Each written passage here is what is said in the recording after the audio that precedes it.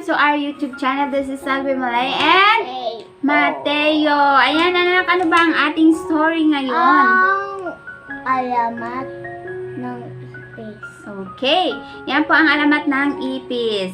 Ayan, si Mateo naman muna, si Mama. Kay Mama. Okay, once upon a story time. Kay Mama. All. Ay, Kay Diyos Mama, ko. Ayan, sige. all. Kay Mama daw all. All. Tahimik para hindi na ako paulit-ulit, diba? Kung kailan hindi pa marunong mangangagat ang mga insekto ay may isang paru-paro na talaga namang sobra ang pamumukod tangi. Napakaganda ng kanyang kulay dahil parang bahagyang inilatang ang kulay sa mga pakpak niya. Ang pangalan ng makisig na paru-paro, ito ay sipsip. Masayahin ang paru-parong ito. Talaga namang ang bawat bulaklak na kanyang madaanan ay nangangarap na madapian ng labi niya. Sa iyo lang ang nektar ko, mahal kong sipsip. Ayan, si sipsip pala ang pangalan ng paru-paro. Nagpa-cute si Gumamela na halatang in love sa kulay ni sipsip na pulang-pula. Ang mayuming si Sampaguita ay natuto na ring magpasaring. Simsim mo ang bango ko, makisig na paru-paro. At lalong tumindi ang halamuyak nito sa flying kiss ni Sipsip. Ikinampay ni Sipsip ang mga pakpak at sumasayaw sa saliw ng awitin. Sway naman ang mga bulaklak sa hangin na panay ang pa-charming. Okay. Ano pat, maging ang mga makata at musikero naging inspiration ang nilalang na ito. Maging ang mga lambana, alitap-tap at mga kulisap sa gubat ay maingay na. Naaliw sa nagsabog na kulay ng tambalang bulaklak at paru-paro si Sipsip. Naging paboritong panoorin ang paglipat-lipat ni Sipsip sa mga bulaklak. Minsan ay umaangal na rin si Sipsip sa pagod. Puro nektar na yata laman ng bituka ko. Minsan naman ay dinadali siya ng yabang sa katawan. Paano na lang kung wala ako? Paano na kayong mga bulaklak? May paniniwala pa naman na napakaikli ng buhay ng paru-paros. Si Sipsip man ay natatakot na baka isang araw ay hindi na makita ang kanyang paglipad. Dapat ay humaba ang buhay ko. Iyong mahabang mahaba. Walang makakapuna nasa kabila ng pagkagandang anyo ayong maligalig si Sipsip. Dapat lamang dumami ang lahi ng paru-paro para maging makulay ang mundo. Mungkahi ng ilang halaman na sabik na ring mamumulaklak. Mas marami, mas masaya ang isang buto na nagsisimula ng mapiyak at lumabas at labasan ng dahon. Dinig ng kalikasan ang hiling. Mula sa ilog ay hininga ng buhay, gumalaw ang isang uod. Ayan, isang uod. Ang laba ay naging pupa. Sa kahanga-hanga, metamorphosis ay nagkaroon iyon ng pakpak. Isang perpektong sukat na hati ng kulay na pakpak at naging isang pagkaganda-gandang paru-paro. Kasunod pa iyon ay lumipad ang maraming paru-paro na may iba't ibang kulay. Mapatili sa tuwa ang mga bulaklak sa dami ng makikisig na paru-paro ay hindi natuloy alam kung sino ang titingnan. Ang gaganda nila. Ang kikisig. Dito ka paru-parong dilaw. Ako ay iyong hagkan. Kinding-kinding ang sunflower na gaya sa isang binibini ng aakit ng pansin. Naging popular nga ang iba pang paru-paro. Hindi iyon nagustuhan ni Sip-Sip. Ang paghanga sa dati ay para lang sa kanya ay nabilang sa iba. Bakit hindi na yata ako napapansin? Nawala na ba ang kisig niya? Nakita ni Sip-Sip si Sampaguita na panay ang kaway sa puting paru-paro. Nahihilig yata ni Sampaguita sa mistisong hilaw. Si Gumamila naman ay kandaduling ang mata. Hindi malaman kung kaninong paru-paro titingin. Nagsasalawahan ang kukyut nila. Kilig to the talulot. Ayan talaga. Ano pa at malaki ang naging kulang ng mga paru-parong iyon sa pollination at pagpaparami ng mga bulaklak. Lalo naging makulay ang paglipat. Maliban kay Sip-Sip, na tela pinagdidilim ang isip, dati ako lang ang sentro ng paghanga nila. Tayo, titigil ko. Ngayon ay itsapwera na lang ako. Malungkot na inilayo ni Sip-Sip ang sarili sa kasiyahan ng iba. Pati paanyaya sa party ng mga kumbong palaka ay inisnab na rin niya. Iyong harana nila ng mga kuliglig sa mga bulaklak na ligaw ay ikinansel na rin niya. Nawala na siya ng interes sa anumang sosyalan. Buti pa sirain ko na lang ang buhay ko para mapansin lang ako. Hindi malaman kung kulang sa pansin o bunga ng paninibugo kung kaya natutong lasing si Sip-Sip. Naku, naglalasing na si Sip-Sip. Ininom niya ang nektar ng ipinagbawal na halaman na talaga namang nakakalasing ang katas. Naturiti ang utak niya at ninghot pa ni Sip-Sip ang lahat ng usok ng dumi sa hangin sa paligid. Mga siga ng basura at amoy ng mabubulok na bagay. Ano na mangyayari ngayon kay Sip-Sip? Malalasing. Malalasing siya. Ginawa niyang basura ang sarili. Lumayo ka sa akin, tili ni Dama de Noche nang malanghap ang hindi ka nais-nais na amoy ni Sip-Sip. Nagalit si Sip-Sip, hindi isang panggabing bulaklak lang ang pwedeng humamak sa akin. At para ipakita ang galit ay sinunggaban niya ang ligaw na bulaklak at binugahan iyon ng mabahong amoy. Ang mabahong amoy ni Sip-Sip ay humawa sa ibang bulaklak na ligaw at mula nga noon ay nilayuan na ito ng ibang bulaklak at mga kulisap. Ang baho mo naman, ligaw na bulaklak, parang amoy na mabahong hininga. Hindi parang amoy na galing sa loob ng bituka. Nagtakip ng ilong pati si Bubuyog. Napaiyak ang ligaw na bulaklak. Si Sip-Sip ang nagbigay sa akin ng hindi ka nais-nais na amoy. Ano? Iyon ay isang pagyurak sa karangalan ng mga bulaklak. Kahihiyan naman para sa lahi ng mga kulisap. Sa ligaw ng bulaklak ay nagkaisa ang mga kulisap na hanapin si Sip-Sip. Dapat niyang panagutan ang mabahong inahasik niya dito. Hindi natin kukonsintihin ang mali niyang gawain.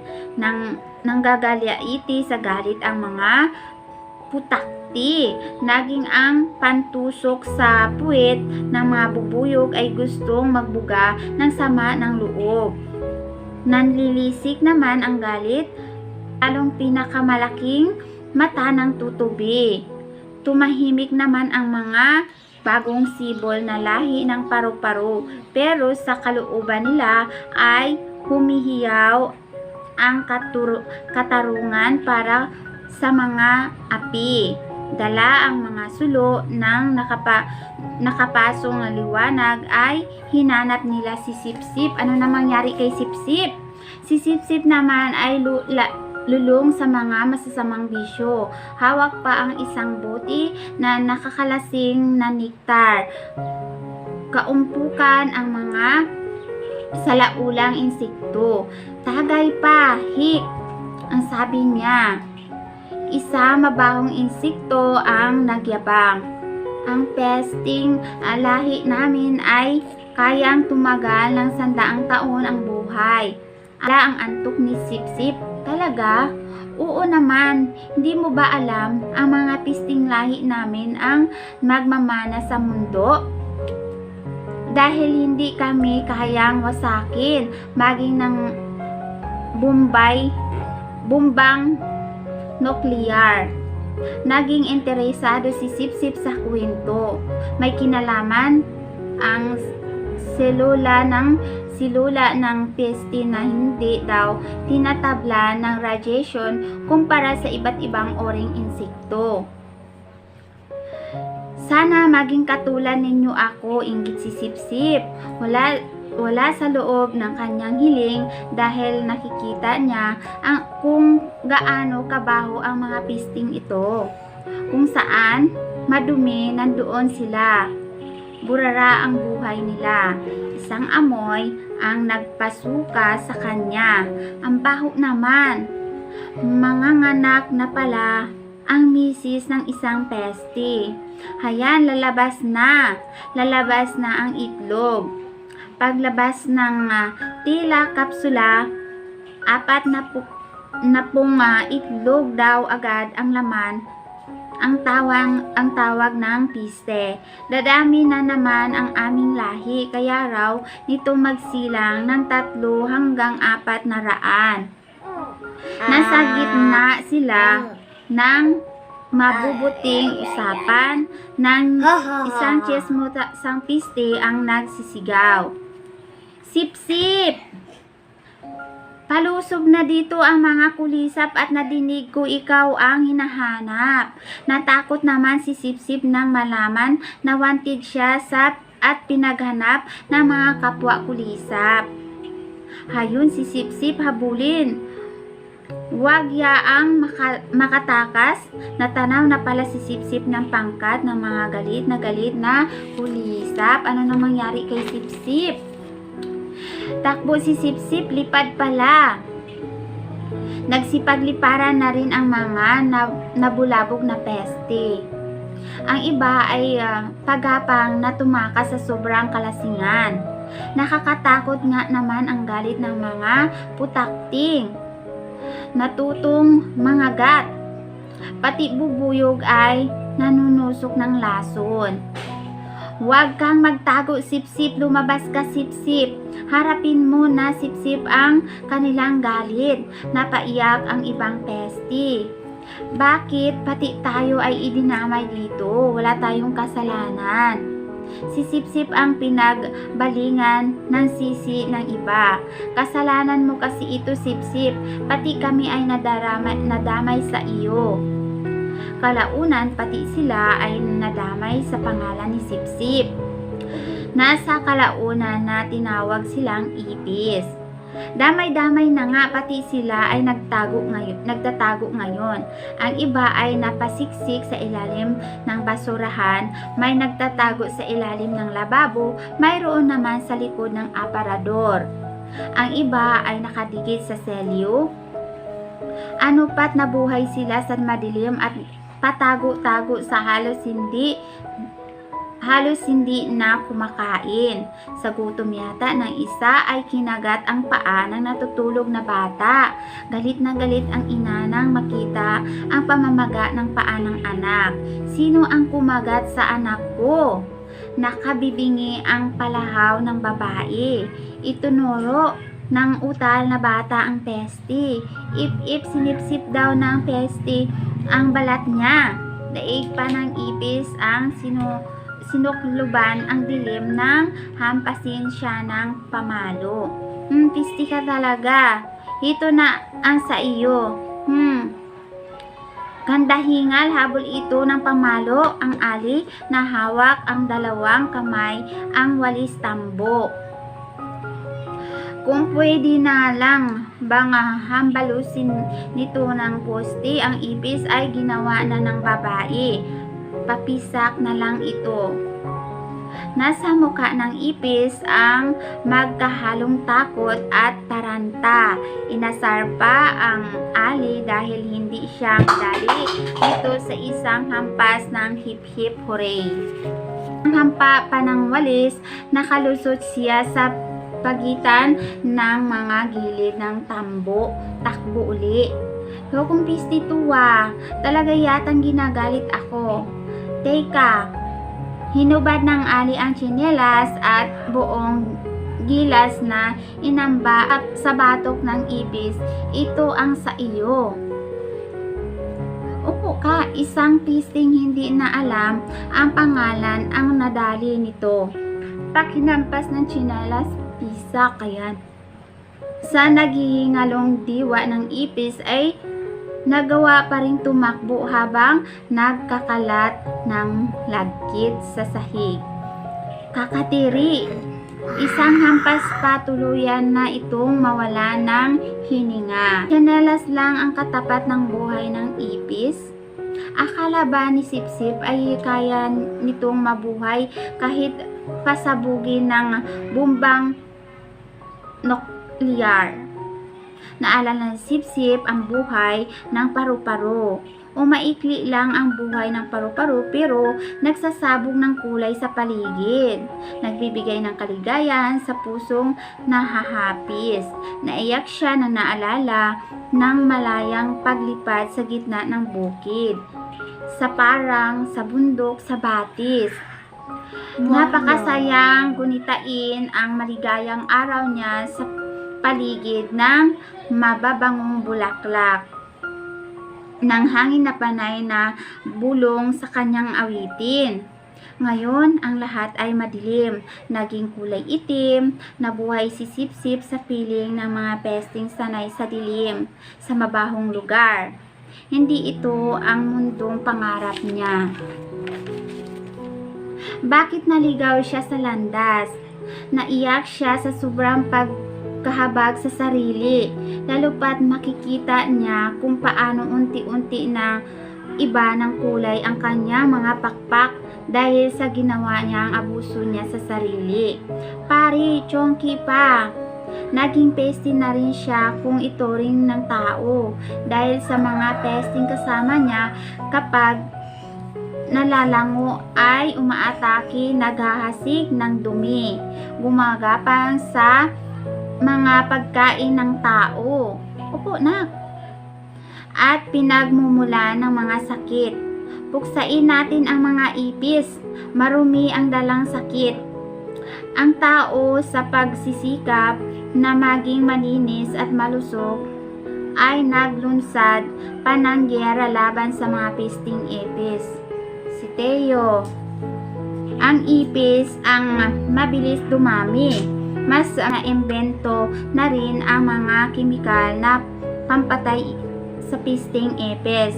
Lalong mabulabog ang mga ipis sa pagtataguan, pagkalanghap sa makakalasong kemikal. Sila ang mga pesting itinuring sa public enemy number 1. Didirihan, salot sa lipunan. Ang alamat ng isang maganda at makisig na paru-paro si Sipsip ay nauwi lamang sa pagbabago ng anyo niyang bilang nakapandidering ipis. Iyon ang ibinunga sa kanya masamang bisyo at kawalan ng kontento sa buhay. Ayan, wagas na. Wakas na. Kasi dapat wag mong sirain yung sarili mo. Wag kang patalo sa mga nasa paligid. Kung anong meron sila, wag mong kainggitan. Parang ganun yun. Kasi siya, nag-ano siya, yung hindi parang nainggit siya kasi nga hindi na siya napapansin mula nung nagkaroon po ng mga maraming paru-paro, parang hindi na siya napapansin kaya gusto niya magpapansin. Nag-ano siya ng mga hindi dapat niya na pinagbabawal, yung panglasing, yung parang sinira niya yung sarili niya. Ayun na nga ang nangyari, no? Kaya wag sirain ang sarili, wag maglasing, parang ganun kapag sa tao.